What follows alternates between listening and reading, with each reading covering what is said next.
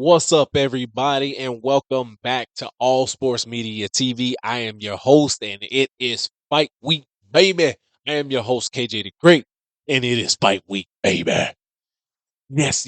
So we're talking about the undercard co-feature, man, to Edgar Berlanga and Canelo Alvarez.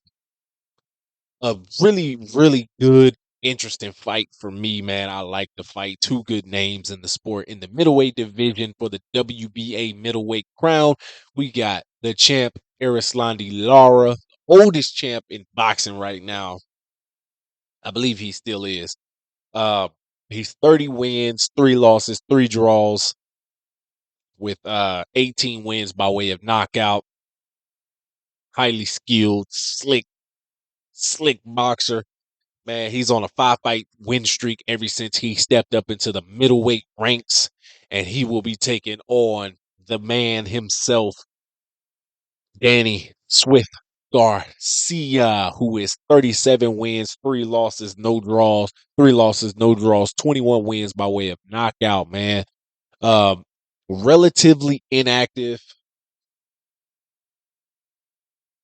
He's been relatively inactive over these last couple years. His last fight was in 2022, a majority decision win over Jose Benavidez Jr. This fight actually, they said, was supposed to have been made last year, but the transition from Showtime to Amazon Prime and everything just kind of got in the way of that. So, but it's here now, and we're gonna talk about it, man. So for me, this fight is gonna boil down to uh this could boil down to Erislandy Lara. He's a little bit older, but I think it's going to boil down to who convincingly wins the rounds. Um, Danny Garcia, we know he always comes in. He's in shape for whatever weight class he fights in. His 3 losses have come to Errol Spence, Keith Thurman, and Showtime Sean Porter. No slouch there.